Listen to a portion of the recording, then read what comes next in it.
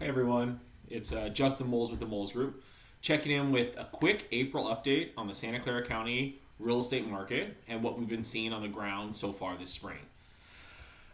Across Santa Clara County Association of Realtors, areas 1 through 19, I think there's about 23 areas in San Jose or Santa Clara County as a total. Single family plus condo PUDs, active listings over the rolling quarter are up about 33%, which translate to roughly 388 more homes on the market.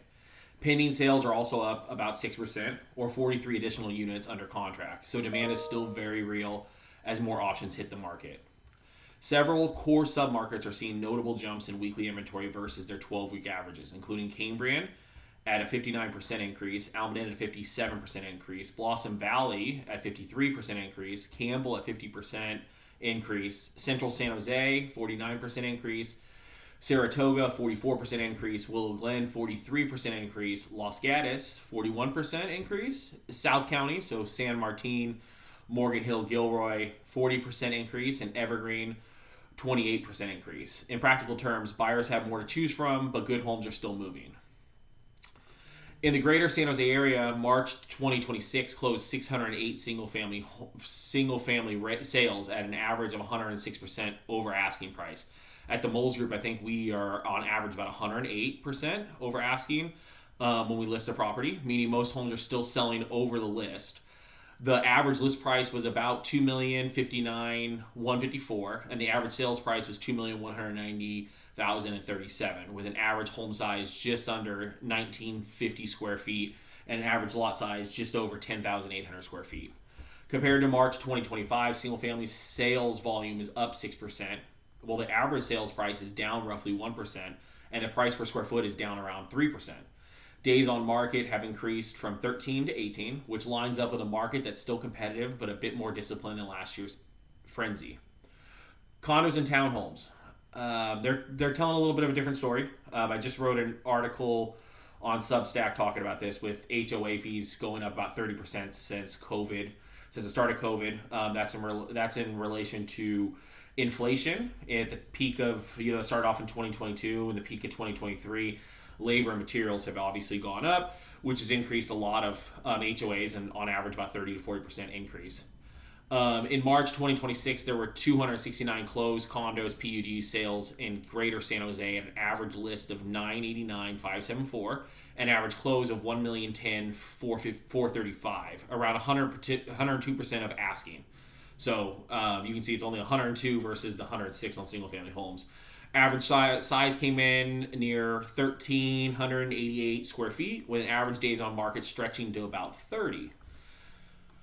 We just sold a condo at 95122. The average days on market there are about 95. A bunch in the complex we sold in have expired. There were 200 plus days. We just sold it in about 50. So really depends on what area you're looking at. This was 95112, so kind of central San Jose. Year over year, condo and PUD sales volume is actually down about 9%, which is what we saw on our recent listing. And average list price, sales price, and price per square foot are down roughly 6 to 8%. The segment is clearly more price sensitive, and buyers here are getting a little bit more negotiating power than in the single family market. Zooming out, the Bay Area remains a scarcity-driven market. Population is essentially flat since 2020, but high income demand and limited inventory continue to support prices.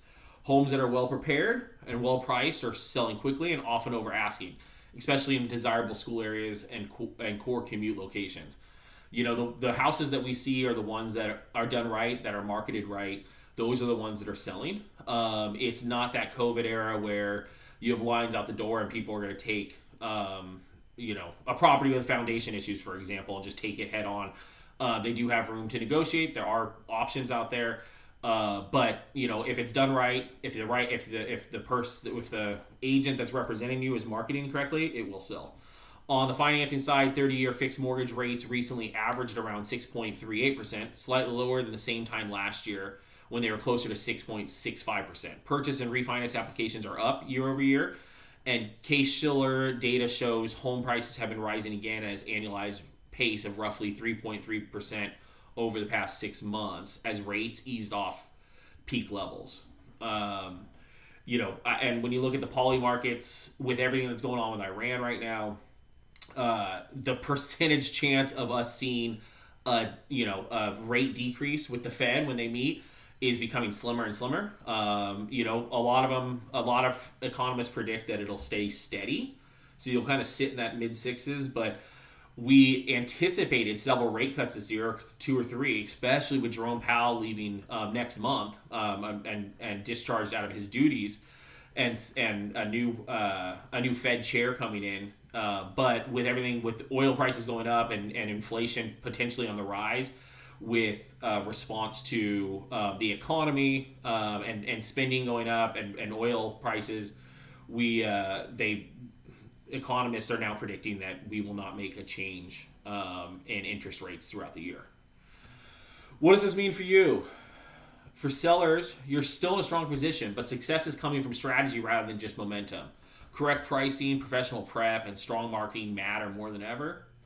For buyers, you've got more inventory and slightly more time than last year, especially in the condo townhouse space, as we've been discussing, but you still need to be prepared and decisive on the right property. If you're thinking about making a move this year, or just want to understand how these numbers translate to your specific neighborhood and or price point, I'm always happy to walk through a customized game plan for you and your home search. You can always give me a call at 408-896-3835. Send me an email, jmoles@intero.com, and I'd really love to work with you, answer any questions, and just be your reliable source when it comes to real estate matters.